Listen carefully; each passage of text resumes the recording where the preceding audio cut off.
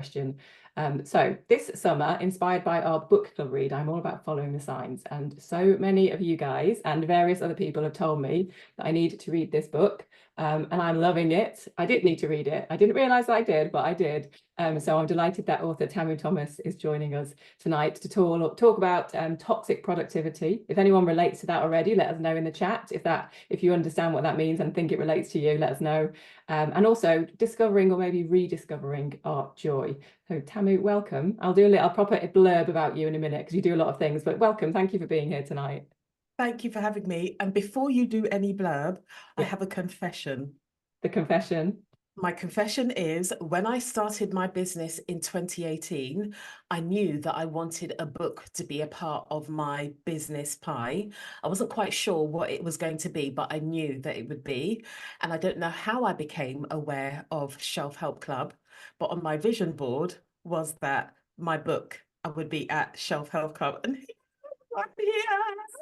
Sing. Oh, that's so lovely and great to know. And here we go, full circle. Yeah. Guys, this shit works. It absolutely that's so for my vision board. amazing. Oh, thanks, Tamu. Thank you for sharing that.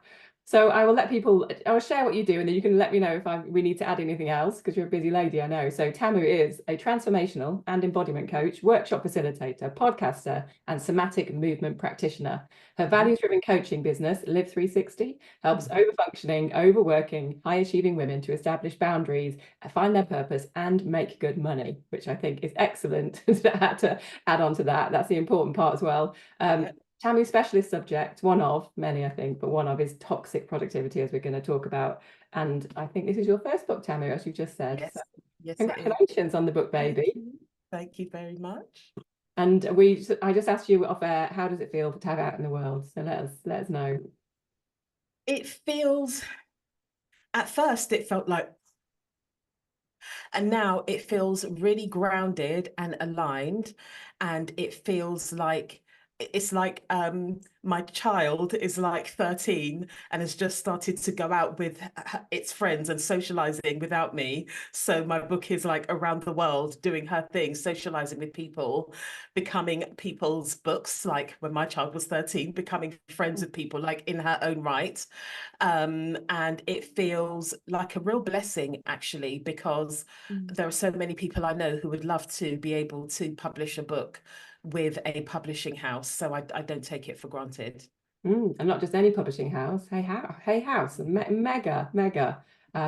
Yeah, and so many people, as I mentioned, have told me to read this book, and I did resist it because so once upon a time, you might know, the guys here, lots of them know, is like I burnt out, like working in newspaper land, burnt out quite spectacularly. So I feel like now, because of what I do and because of what I'm reading, I'm trying to practice what I preach, as are you, I understand.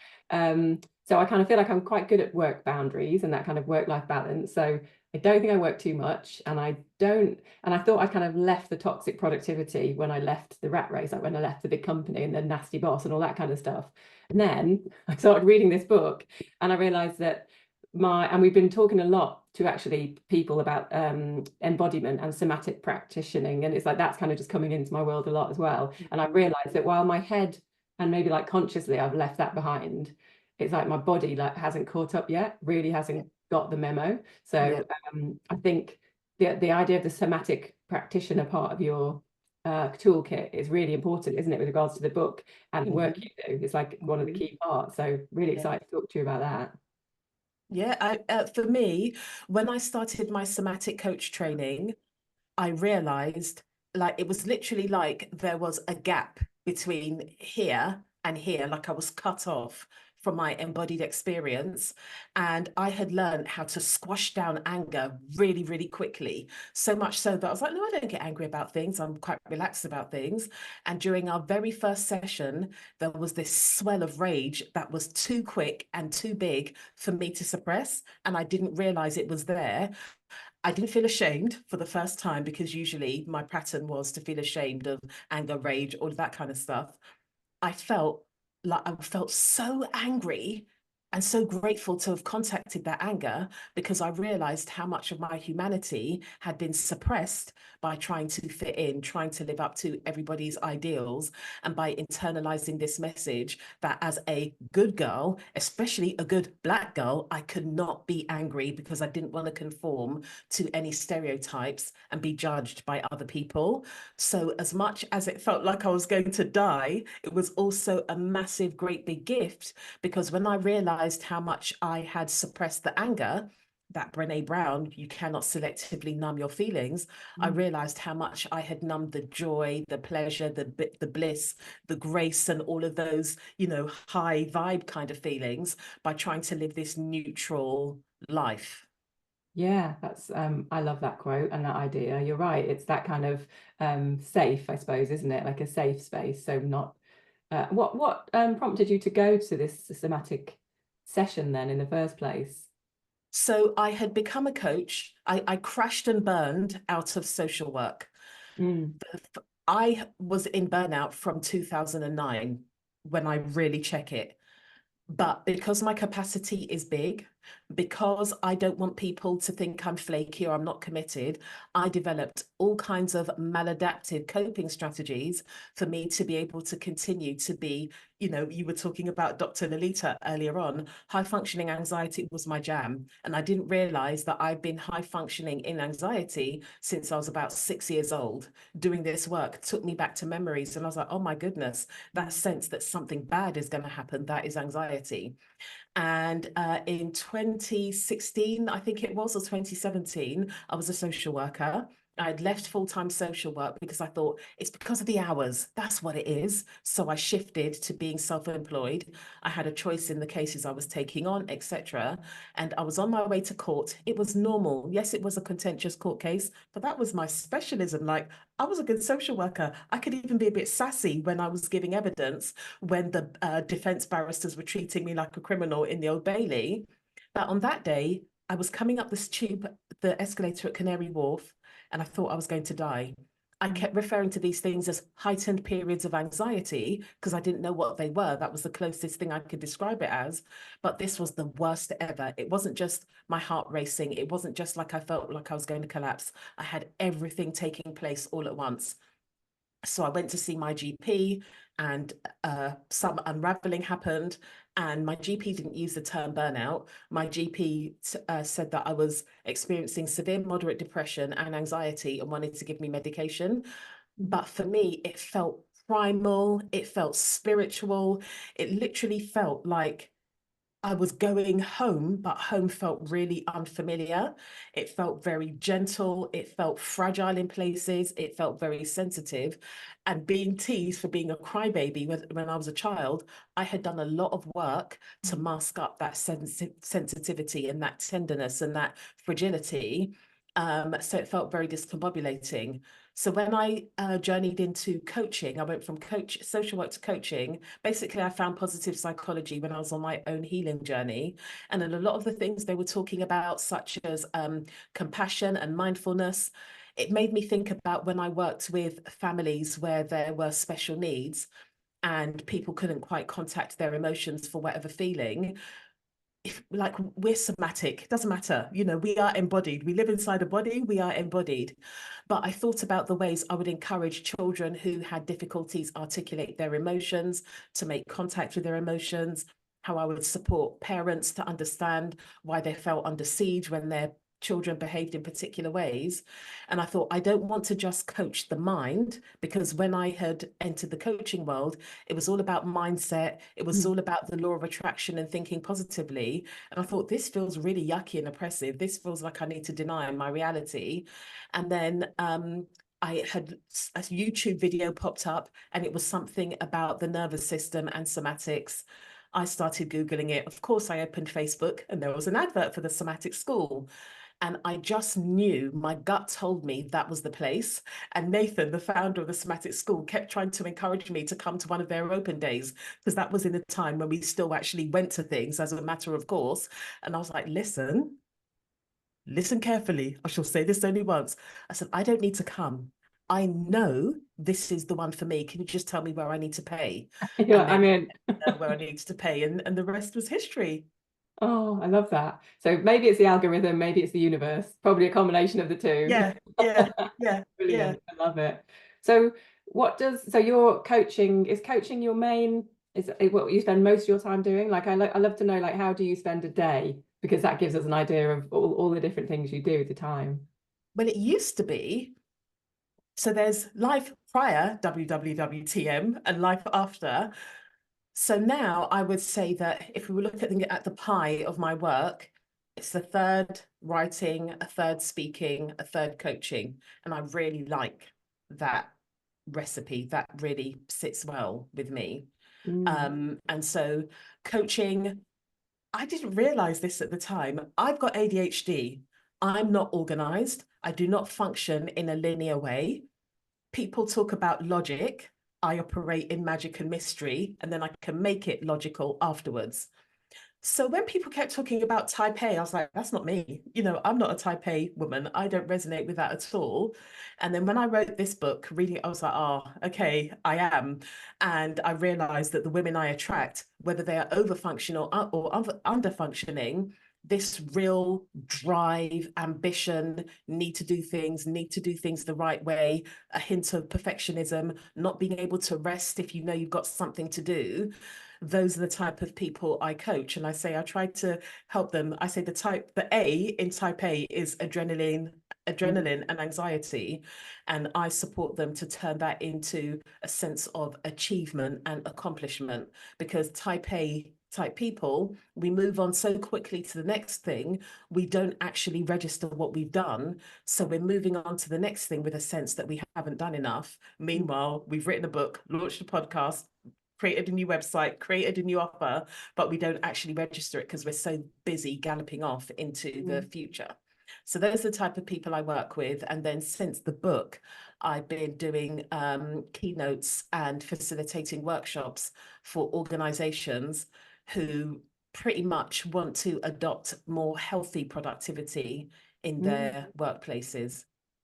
Brilliant. And I think you say in the book, or it might have been a podcast I heard with you, that this book has kind of radicalized you. Oh my As in, gosh. you've learned about yourself, which is amazing, I think, in the research, but also it's made you a lot more selective about what you say yes to, and whether that's work opportunities or personal events or relationships. And I think that's brilliant. And that's something a lot of people here in this group would relate to. Mm. Yeah, yeah. So at the moment, so you talked about the somatic healing element of things. I literally cannot do that movement practice, holding space in that kind of way for people right now. I'm not saying forever. What this book highlighted for me through the writing process, the initial marketing process, is that the tenderness and loving care and holding people in that unconditional positive regard that you do when you're doing movement practices, I need that for myself. And Mm. what I was doing, because it felt a bit too tender and a bit too fragile, I was giving it away. And my body is like, you have got all of the things you used to have all over the place. You've got them all in one central place. You can no longer abandon yourself and give away what you need. So I had things booked in, which I had to cancel. And somebody I know who does beautiful work in the environmental and sustainable space invited me to do some somatic movement. There are going to be all kinds of movers and shakers there that would be great for me to network with. I cannot go and host a session where I'm holding people's tenderness, because I really need that for myself at the moment. So it has absolutely radical. There's no more shutting down my felt sense and my need for my care, which I was able to do just like that previously. That's amazing. And that's self-care in action, really, isn't it? It's Yeah. making the tough decisions because you're self-aware enough, and Mhm. yeah, you understand what you need. Yeah. Yeah. Brilliant. Yeah. Tamu, how would you describe your relationship with yourself then, right now? And maybe how has that My, changed since the book came out, or since you've moved away from social work, maybe? I'd say since I moved away from social work and then the book has given it a bit of a boost, it's growing. So before, I would say my relationship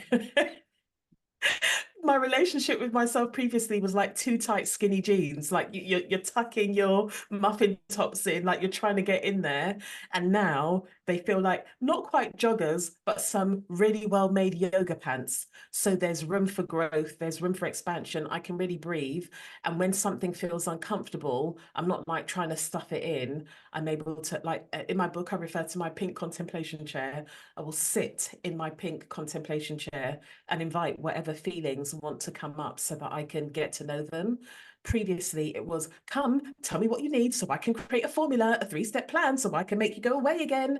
And now it's just like, I want to know who I am. I want to know what makes me me, whether it's stuff that I'm like, oh my God, I'm so ashamed, or the stuff that I'm like, Tamu, you're a badass. Like all of it is welcome. It's like inviting it in for a cup of tea. I hear that kind of yeah, for with anxiety, or with, like you say, with all of it, it's all welcome. And Regina in the chat says, nice image of you sitting in your pink chair. I think that's this is real as well, isn't it? It's like your space to feel what you need to feel. And so the book we're reading at the moment as a group is The Celestine Prophecy. I don't know if you know that book. I read it as I can't remember it, but my friends, all of us, we were reading that. I think I was at university. I think I was at the first year of uni when we read it. Yeah, we were obsessed. Yeah, it's a real cult book, I think. So it's about spirituality, and it's kind of about a spiritual adventure. So how would you describe your spiritual health right now? Do you know what? My spiritual health right now, it's been a turbulent relationship because I like to understand and make sense of things. And you can't really do that all that, like about 75% of spiritual work, you cannot pin it down to make sense of it. So when I let go and let God, it is wonderful because my intuition is very, very loud. My connection to spirit is very, very strong. But when I want to fiddle around with it to make it into some neat package, I mess it up big time and I end up in big resistance. And because I can't just lay back, and then fighting the resistance. So I would say at the moment, it's waves at the moment. I'm riding the waves and I'm learning to trust more and more. Yeah, I relate to that kind of what are the bullet points? What do I just tell me what I need to do? Like every year, every 6 months, my goals are like create a daily spiritual practice. And I'm like, can someone just tell me what that is? And obviously it's different for everyone and different at all times. So yeah, I think that's what we're all finding about, well, a lot of us are finding about the Celestine prophecy as well. It's like you can't, it's not something easy to chat about because it's not something that can be explained away easily. So it's like you either kind of feel it or you don't. Yes. And you can't rush these things, I suppose. So tell us about toxic productivity then. Is it your specialist subject, would you say? Is this correct? And how has it shown up in your life? And we've only got 40 more minutes. Okay, right. Basically, toxic productivity is the obsessive, compulsive drive to be doing something productive with your time all the time. And it goes from the friend whose house you go round to for dinner, and you think, hold on, I don't even think you've eaten dinner. They're fussing around before you finish drinking your drink. They clean the drink away. Have you eaten? Have you had enough? Have you da-da-da-da? You try to help them stack the dishwasher. No, no, no, leave it. Do a cup of tea. Da-da-da-da. It's that person. They're literally like a whirlwind nonstop. So that's one part of the spectrum. And the other one is that work, it's work addiction. You want to be the best.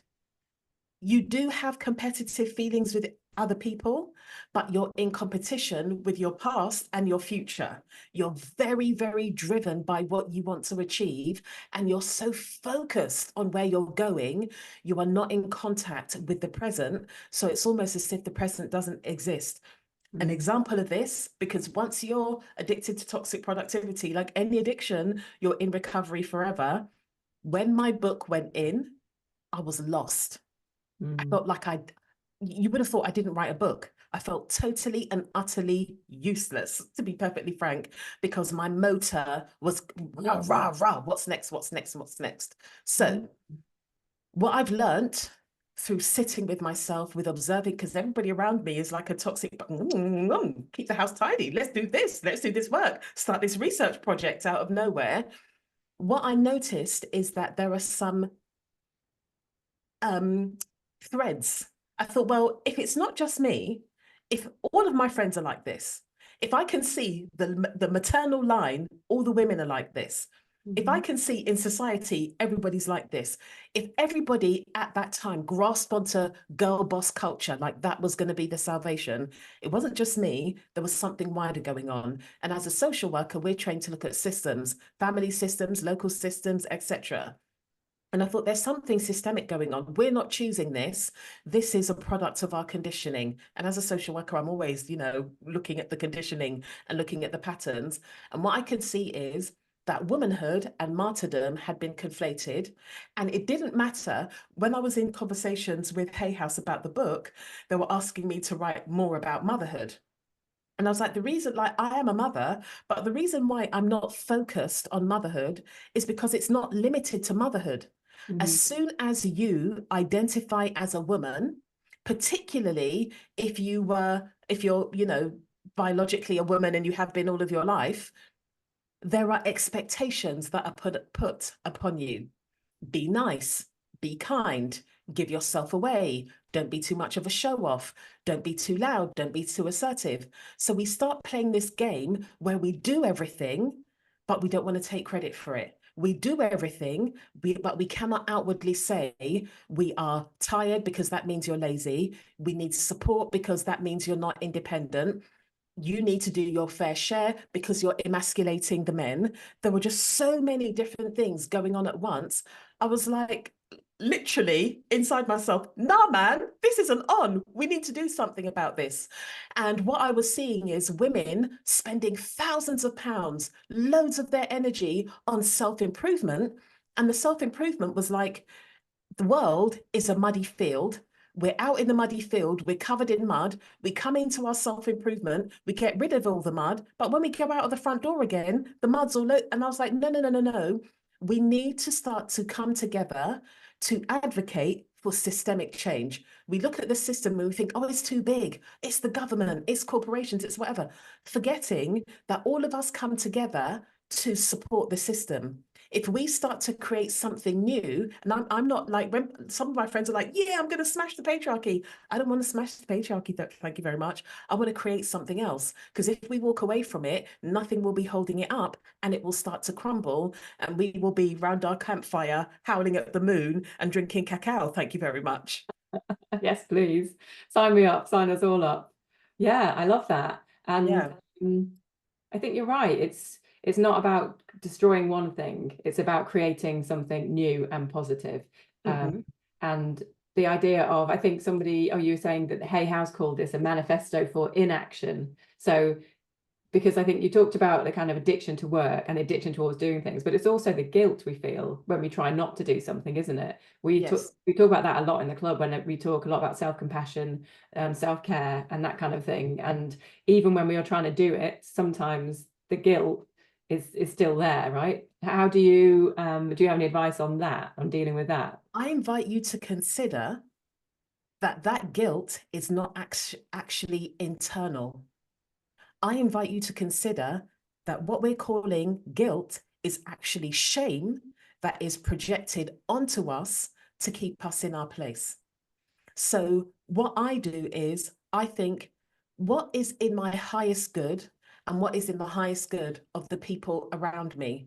It's not in my highest good for me to not have boundaries, to say yes, yes, yes, yes, yes to everything and do a mediocre job all over the place, even if externally, because most of us, and I'm sure the people in this group are the same, because our standards are quite high, even when we know we're doing something mediocre, externally, it looks like, oh yeah, wonderful, great job. And we're also in this society that has a preference for quantity over quality, to be quite frank. But then we have this internal sense of not enoughness because we know that we're dimming our potential to look good on the outside because we've been taught it's okay for us to feel bad, but it's not okay for us to look bad, especially in the eyes of another. And what I know is when I say no to more things, I can say a juicy, potent, wholehearted yes to things and show up in my full capacity and give it my all, which is going to create a much more satisfying and satiating experience for whoever's experiencing it and also myself. When I'm saying no, and a lot of the times we have to say no to things that are quite good so that we can do the stuff that is great. That guilt dissipates when I have that feeling of I have acted in alignment. I have done my best work. I have used power instead of force, and I have protected my energy. So the thing about productivity, we're naturally productive. When we're allowing ourselves to operate in our strengths and we're allowing ourselves to operate in the power we know we have, rather than forcing ourselves to fit into somebody else's ideal, that productivity becomes regenerative. We're zinging. We're in there. When you read the book, in the Be Your Nervous System's Best Friend, you're in that ventral part at the top of your autonomic nervous system. And it's not like, oh my God, everything's so positive. You're like, do you know what? I've got the capacity. So if something challenging happens, I'm resourced enough to take care of that. And if something bombastic happens, I'm grounded enough to be able to hold that. So I cannot emphasize enough how important it is for us to allow ourselves to be a villain in somebody else's mind, because we cannot afford to be the villain in our own minds and coddling all kinds of resentment and frustration and rage that ravages our life force energy. And frankly, it makes us ill. Mm. And making peace with that, I love that quote of yours. Making peace with that is it's so important, isn't it? And how great is it when you see someone showing up as their full self and being incredible? It's like, I suppose, and like you said, the more of us that do it, the more inspiring it is, and the more that ripple effect is can be just potentially huge. Let's talk about the nervous system then, because a lot of I mean, it kind of runs throughout the book, I think, and throughout most of your work. So the link between our kind of stress levels, our overproductivity, and our nervous system, and how that affects our health, I suppose, so our physical health and our mental health. Yeah. So we often focus on our mindset in our society. A lot of that is to do with psychology and how psychology was developed. But your mindset rests on your nervous system. So polyvagal theory teaches us that your story follows your state. So the narrative you have about yourself flows from your physical state, which is why we all love Substack. Yes, we do love Substack. The narrative you have about yourself follows your state, which is why we often feel high when we move our bodies in a way that suits us. No, I'm not saying exercise, because for some people it's not exercise, or what we wouldn't ordinarily call exercise. For some people, it's whacking on a 90s playlist and dancing like nobody's watching. For some people, it might be ecstatic dance, whatever the case may be. So the nervous system, and my focus is the autonomic nervous system, automatic, its job is to keep us safe. And it's like the most technologically advanced sensory system that is constantly looking out for signs of safety or danger. And for us to stay alive, and we're designed to stay alive, to survive. We're not designed, we have got the capacity to thrive, but our organism is designed to help us to survive. We've got a bias towards negativity because that is what will keep us alive. So we're always looking out for negativity. So without even thinking about it, we pick up signs of safety and danger all day long. Back in the day, a sign of danger was a rustle in the bushes when we were hunter-gatherers, because that rustle in the bushes could be a saber-toothed tiger, or it could be the bunny rabbit that was for dinner. But it was much better to assume it was the saber-toothed tiger, because if it wasn't the bunny rabbit, you're going to get clawed.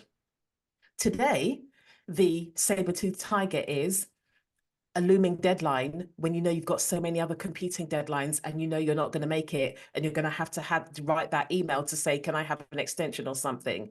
The saber-toothed tiger, I do an event on Blue Monday. I do an event called Indigo Monday, because we're not having it. We're starting as we mean to go on, and we're going to have an Indigo Monday, not a Blue Monday, right? Exactly. So I ask people, what gets them into a survival state? Somebody said something that gives them the absolute fear is when they've got a connecting train and they've got a short time to get from one platform to the other, even if it's only over the bridge. she said that brings up the absolute fear.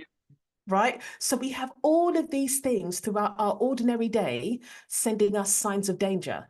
And signs of danger have a lasting impact.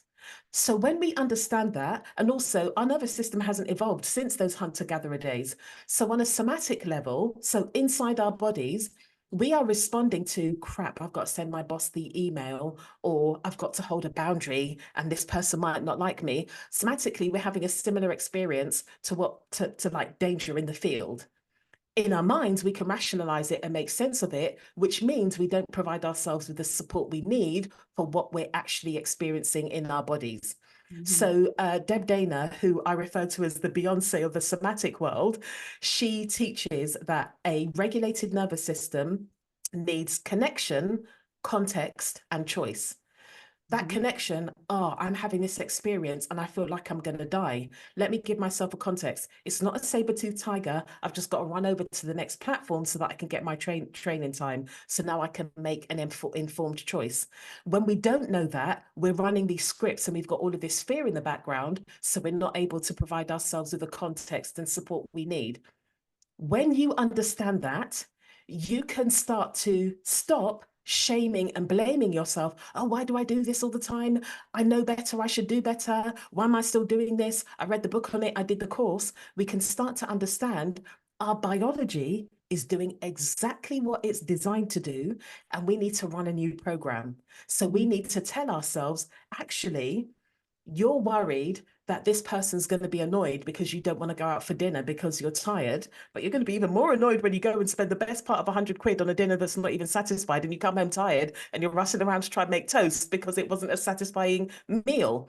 So you're able to put things into context, and it's not that you're going to feel like, yeah, now I'm boundaries boss, so I'm going to assert my boundary. You're like, okay, cool, I'm safe, I'm not going to die, I can take the risk of asserting this boundary, and I'm going to treat it like a gym workout.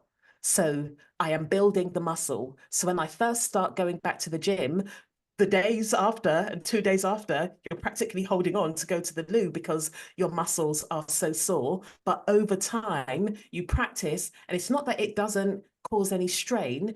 You're aware that it's going to cause strain, and that's what it's supposed to do. It's not because you're defective. It's not because you're no good. It's not because you read books but you don't apply them. It's because your biology is fighting to survive, and you have to train yourself to thrive.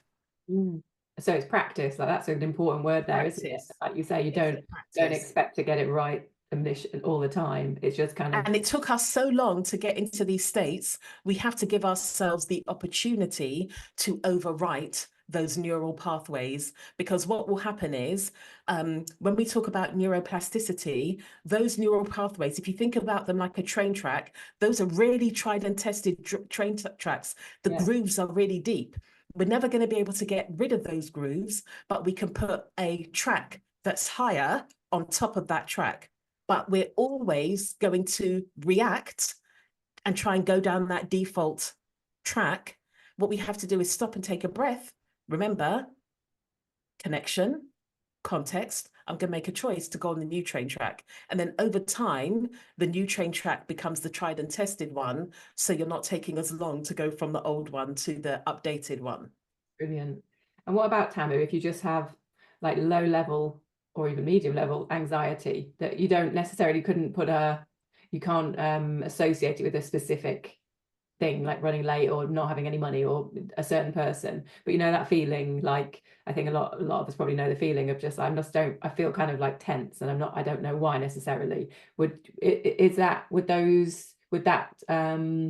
strategy work for that, do you think, or is there something better we could do in the moment? Because I'm very aware that suddenly I get aware of it, and I'm like, why I'm like this, and I don't need to be. So then I'm trying to like talk myself down from it. So is there any advice for that? Talking yourself down is like when somebody's enraged and you say, calm down. Calm down, love. Calm down, TJ. Exactly. So so it needs a somatic experience, needs a somatic response. So something that's really impactful is called cyclical sighing. So you hold on, you breathe in and then you breathe in again and then you sigh. So it's like this. That helps to activate, but also down regulate. So you're activating your sympathetic nervous system with that breath. And then you're activating the parasympathetic rest and digest with a.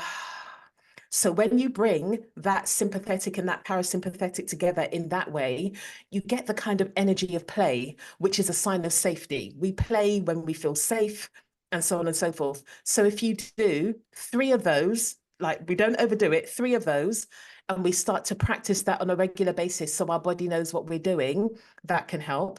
And also in that moment, like when I had my panic attack outside on my way to court, it was, what can I see? What can I hear? What can I taste? What can I smell? What can I touch? So that you're getting back into your body, because that low level pervasive sense of, I just feel bad, I feel something's off, it's an indication that you're living on the periphery of yourself rather than living inside yourself.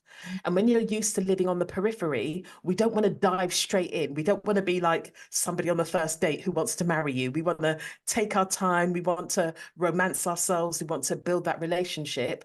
So it's things that are as subtle as paying attention. Like, I know, because I'm excited and I'm passionate, I'm sitting really forward. So it's paying attention and sitting back, feeling your connection with the chair, or feeling your connection with the ground, because without even thinking about it, that's automatically going to start to bring your energy back into your body. Something that was really powerful for me, because I used to live like 80% outside my body, is body scans. I just found one on YouTube that I started to listen to, and it started to help me feel safer to actually be in my body and feel the different sensations, because sometimes we can mistake sensations. Anxiety, the way I describe it, for example, anxiety or anxious feelings comes from the same root as anticipation and excitement. But when you're used to defaulting to, oh, I'm anxious, you could be turning anticipation or excitement into anxiety.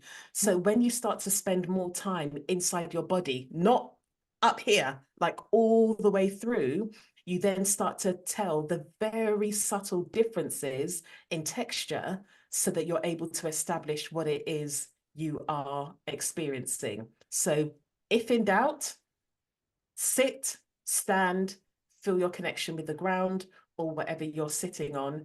And on your exhalation, lots of people say let go and stuff like that. When you're a highly strung person, so I'll say something like, imagine your feet smiling as they connect with the ground. Imagine your shoulders smiling. Imagine your eyebrows smoothing out and your hairline smiling. So the places where we tend to hold tension, we're inviting them to do something other than something that's going to be like a red rag to a bull.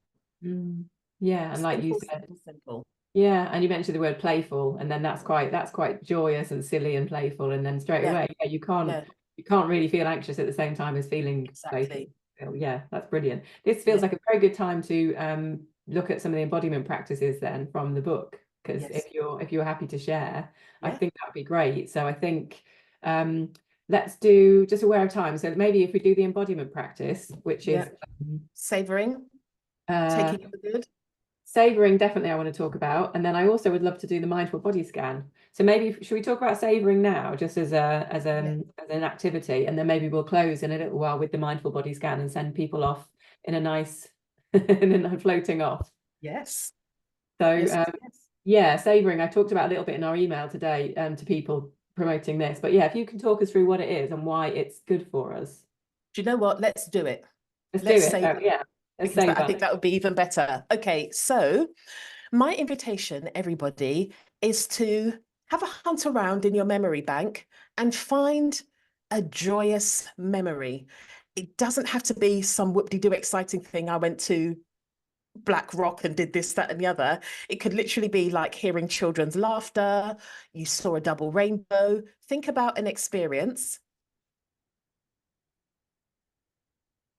And then when you contact that experience, I want you to take a moment and really focus on it. So whatever it is, I'm not going to influence you, whatever it is, really try to sharply bring it into your mind's eye. And if you're more of a sensory person, really allow yourself to be with that feeling. And then I want you to imagine you drinking in that feeling, drinking in that experience, or if you're an auditory person, drinking in that sound. And now I want you to imagine your heart as a treasure chest that is opening to allow that in. So whatever that memory is, your heart is a treasure chest that has opened up, and that memory is traveling into your heart.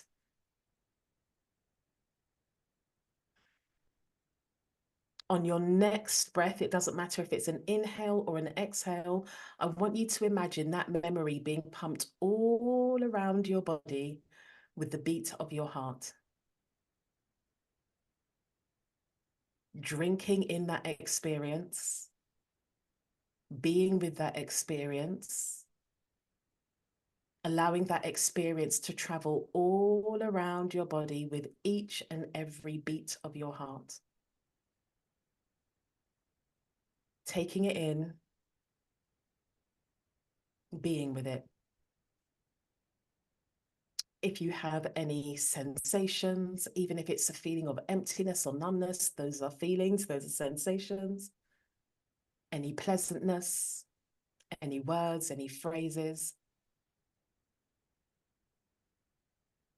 I want you to imagine that they are a jewel that you can take out of that treasure chest, your heart, and put it in your metaphorical pocket, and know that you can access that at any time. Allow the treasure chest to close. Feeling the sensations of your skin. Maybe it feels a bit like a ready brick glow. And remember that with this jewel or with this treasure chest, you can tap in at any time. That was savoring. Feels so That nice. was taking in the good. Yeah. And you can do it in the moment as well. You encourage that as well, don't you? So it's kind of gratitude in the moment of this is really cool. Yeah. I want And the to more remember. you do it, the faster you're able to. So now I'm in the park and there's a rock garden with these beautiful plants. And it's like every time I go, a new plant has emerged, I can literally sit that in really quickly and feel it. And I get that, even if it's a momentary ready brick glow, or it's literally just down there, that's enough because it has a cumulative impact. Yeah. Guys, let us know how you're feeling in the chat now. I imagine most of the words would be, I feel kind of calm, but like you say, the glow, it's a lovely feeling. I was thinking about, I was in Ibiza at the weekend and and because I'd read the book, I was reading the book on the way, I was like savoring a lot because I was having such a nice time. I was actually dancing around and I think that's my, like dancing in a sweaty nightclub or at a festival is actually my, is how I'm going to heal myself, I think. So that's my excuse anyway. So it was very, yeah, savoring that moment. And I also really noticed that because I'm doing sober this year, not drinking, it means that you savor them in the moment. You can be a lot more, you're obviously so much more present, aren't you? And that's a massive eye-opener for me. Yeah, absolutely. Absolutely. Yeah. And this is a kind of, so it's a lovely thing to do, but it's good for us because it's like down regulating, kind of just calming ourselves. Yeah. So it's activating the parasympathetic rest and digest. It's taking us into the ventral part. So ventral is literally, I don't know if you are old enough to remember Happy Days, the Fonz. He was just I so know. cool. I usually say, oh, before my time, but yeah, I do know. So like, Happy Days is the best. So like ventral is you're literally like the Fonz. In Happy Days, when there was a problem, they'd go to the Fonz. When there was something great, they'd go to the Fonz. You're literally like, I have got capacity, bring it on. So it helps you because it's expanding you.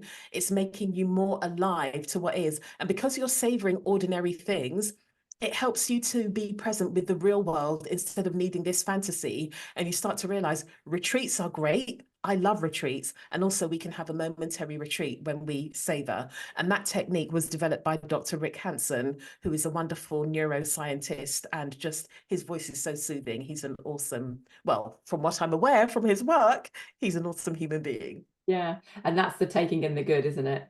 And Yes. yeah, and like these techniques are all just things you can do while sitting on the tube, while Yeah. waiting for the bus, while Yeah. waiting for your kids, whatever, Yeah, you know, you can do whatever's it at going. the desk at work. I was Yeah, very keen to make sure that this is a book you could do, and you could do it with what you have. You don't have to go out and buy anything. You don't have to join a program to do it. You can absolutely do it. And if you've got friends who are into it, you can do it with each other. You can do it via Zoom. You can do it when you're around each other's houses. You can do it wherever. So yeah, it's really beautiful. It's very connecting.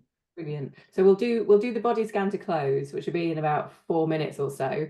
So Mhm. guys, if you have any questions, then drop them in the chat now, before we do the mindful body scan, because then we're gonna let everybody kind of float off. Yeah.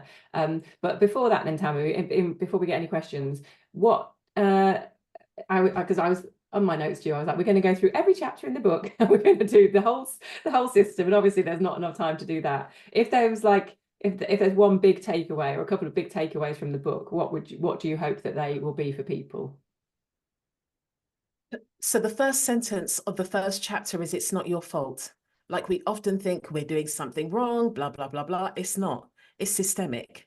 And it has been designed that way so that we're constantly on a treadmill, churning and churning and churning for the top 1 or 5% or whatever the case may be. Number one. Number two, your body is the most spiritual place aside from this planet and the heavens above. I'm not joking. Like we are made of stardust. We are made from the soil. We share DNA with all kinds of flora, fauna, the animal kingdom. We are wise beyond what our minds can even fathom. And if we can ease up on ourselves, give ourselves some grace and compassion, and trust that ultimately we know what's right for us, we can start making powerful choices that are in service of our highest good. And as human beings, when we're tending to our needs and taking care of ourselves, we have more capacity, and our natural inclination is to extend that to other. And the natural inclination after that is extending that to society. So when we do our work and we get to know ourselves and tend to our needs and provide ourselves with the things we need and desire, we have much more capacity to be able to do that for other people. We can accept people as they are. We can stop wanting people to be who we want them to be. And we can start to mirror safety to other human beings so they feel safe to be themselves. So we start to create cultures of care, systems of care. And on my podcast last week, I had Sarah Corbett, who is the founder of Craftivism, and her thing is about gentle protest. We can start making gentle ripples that cause big waves to make the change we need to experience, not just for ourselves, but also the planet we live on. Yeah, that's so powerful. Gentle ripples. I love that. Mm, Thank mm, you. Thank you yeah. for this book. It's so brilliant. And for your time tonight. So I think everyone basically is just having a big Tamu loving. So there's no questions Oh, thanks. specifically. But yeah, I think it's just reminding ourselves that we are important and we are worth taking care of, because and then the ripple effect of that is we inspire other people to do it. We are more Exactly. compassionate with other people Exactly.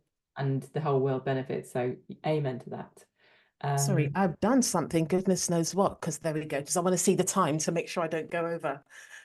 Shall we do a mindful body scan then? I think that's a Let's lovely way to do finish today. it. Do it. When Okay. when would you do this? Just before you start. There's Whenever. no limit. There's no limit. Whenever, Anytime I feel like it. anytime you feel like it, you know, it's, do you know what? It's good morning, noon, or night. You can start your day with it. You can end your day with it. It really, really doesn't matter. It's not one of those things where it's better to do it first thing in the morning. But because you are reading Celestine Prophecies and you asked me a spiritual question, I'm going to refer to my energy oracle deck that my daughter bought me for Christmas, Yeah. just to help set the tone for our body scan. And the card is, oh, no, I don't like that one. Actually, let me see. The card is Deceit. Sorry Mm. about that, guys. I don't know what it's going to mean. Deceit upright means hidden tactics manipulation. This comes as a card comes as a warning that there may be some deception going on in your life. The person hiding behind the curtain is likely someone you know or deal with either personally or professionally. Oh dear, the duplicity could be regarding a personal issue like someone spreading rumors or disrespecting you to others, or it could be a business matter where details are being hidden or even manipulated. Be aware of what's going on in your life. The man behind the curtain is holding a bag of something valuable. So watch your money, watch your good name, and make sure you have all the information you need to keep things honest and secure. I'm so sorry, guys. It is what it is. It is what it is. I feel like boundaries.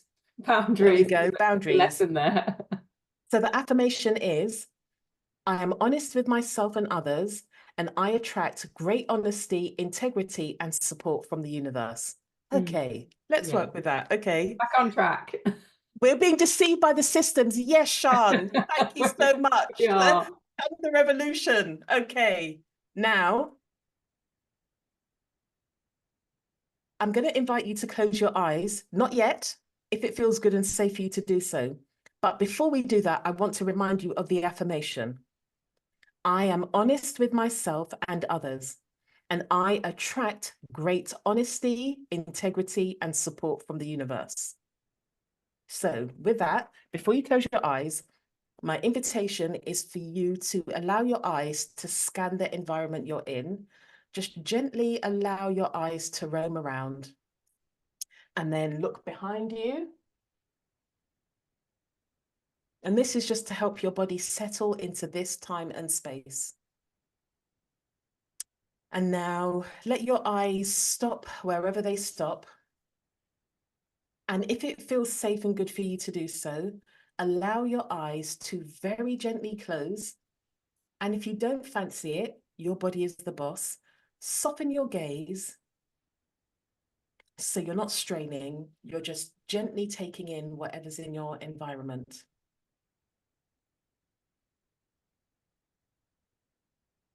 Check in with your breath. There's no need to do anything with it. Just check in with how deep your breath enters your body as you inhale and how far your breath extends as you exhale.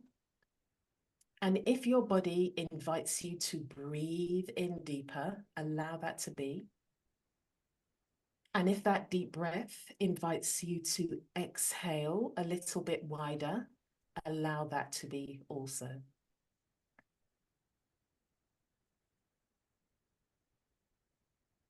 Imagine your inhalation bringing in nourishment and your exhalation allowing you to detox, to get rid of whatever's no longer serving you. Slowly, slowly being nourished with each inhalation, slowly, slowly letting go with each exhalation. On your next exhalation, my invitation is to feel your feet on the ground if they are on the ground. And if they're not, to imagine your feet being on the ground.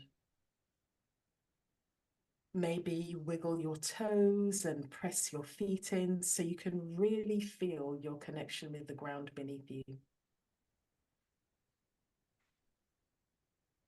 And then I want you to imagine roots growing from the soles of your feet,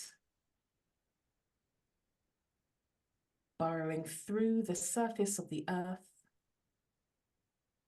through the layers of the earth, connecting with the earth's core.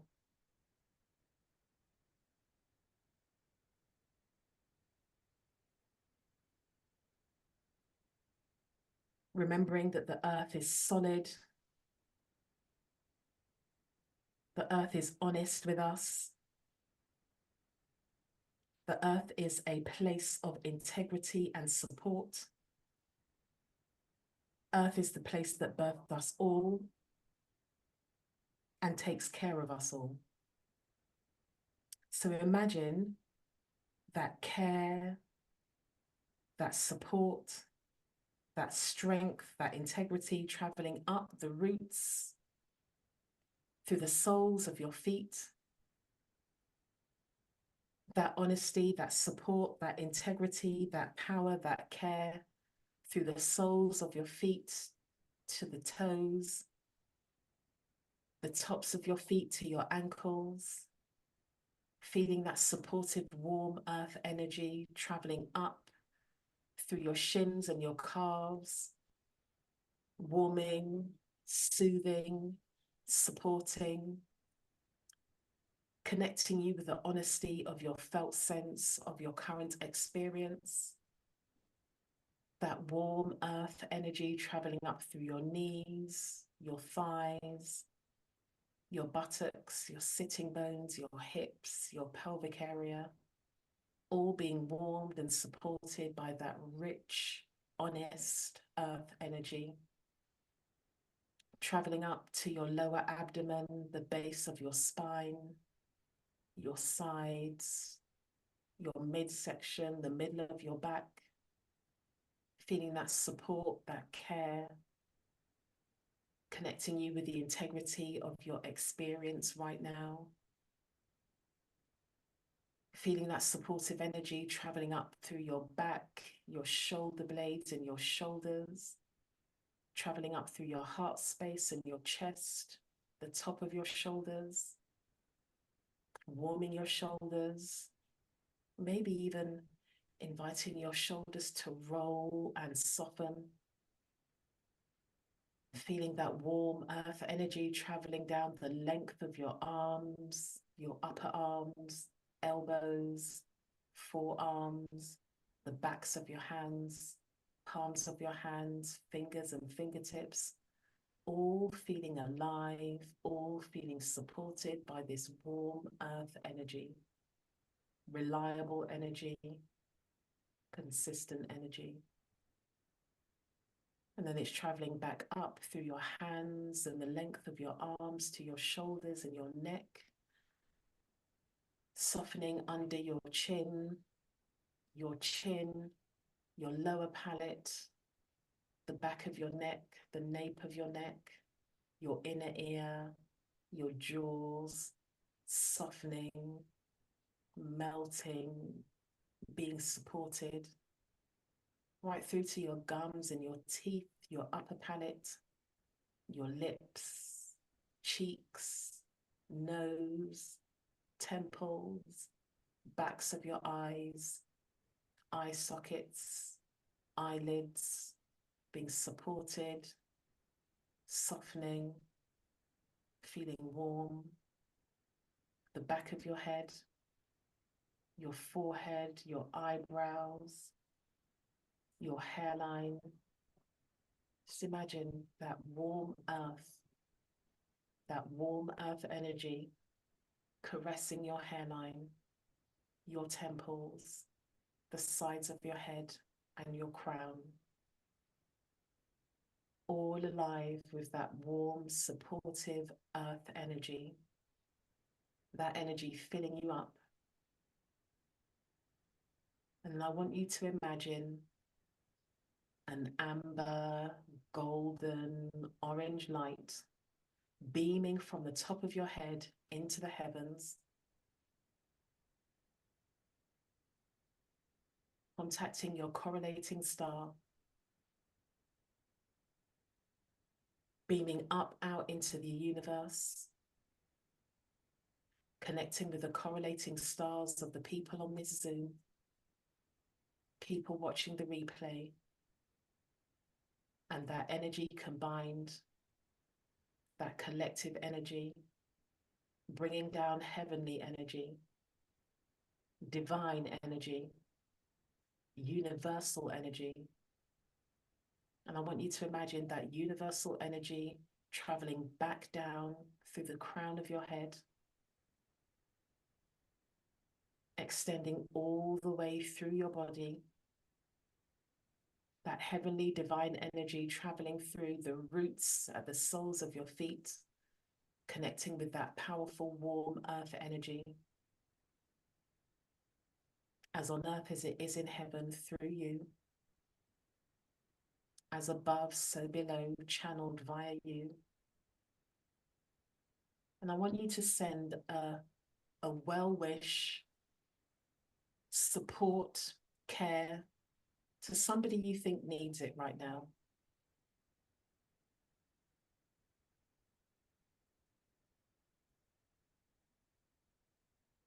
And imagine that person beaming that support and care right back to you. So right now you are containing that warm, powerful earth energy, that divine energy from above. And the energy you have sent has been returned back to you, filling your body with that good energy, feeling rooted and feeling like you're rising simultaneously.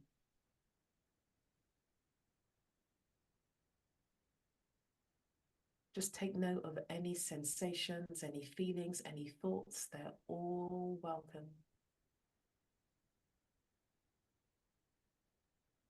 Take note of the aliveness coursing through.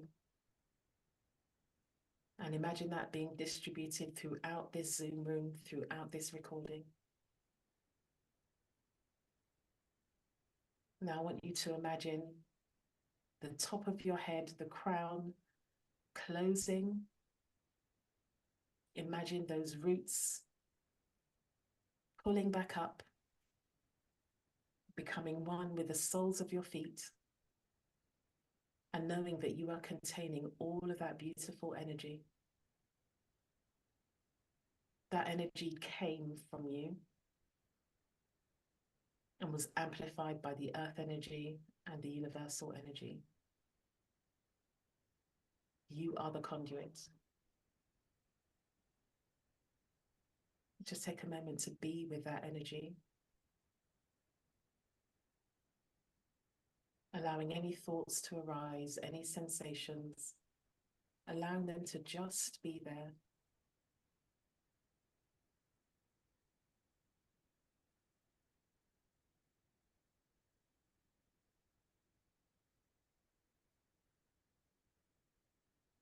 Paying attention to what it feels like to be you in this moment. And knowing if you don't feel anything at all, that too is a feeling. There's no right, there's no wrong, there's no win, there's no lose.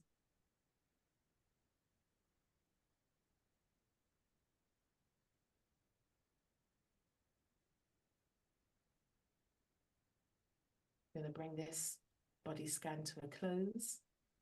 So with your eyes still closed or softly gazing, my invitation is to wiggle your toes and your fingers.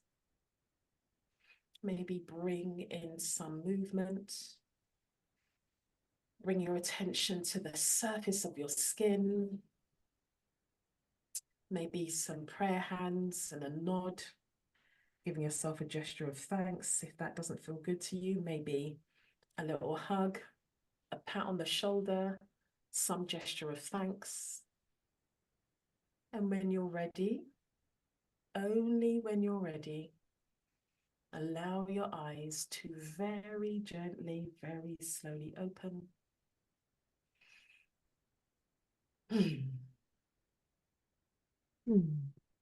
Lovely. Thank you. I think that's a gorgeous place to finish. And how lovely to share it with the Zoom room. Such a nice feeling. I think one of the quotes I've actually shared from you is that we're not supposed to do things alone. We're supposed to do it in aligned community. So you are a big believer in that, as are we. So that is gorgeous. Thank you, Tamu, so much for tonight. Thank you. And I think that's just such a nice place to close. I've just seen some messages come in. Oh, yeah, thank you, guys. Thank you, everyone, for being here and bringing all the joy. Thank you, David, for being our chat box queen behind the scenes. And yeah, have a beautiful rest of your evening, Tamu, or day, everybody, wherever you are in the world. And David's shared lots of lovely links, so make sure you stay in touch with us both. Thank you, guys. Thank you. Take care. Bye. Take care. Bye.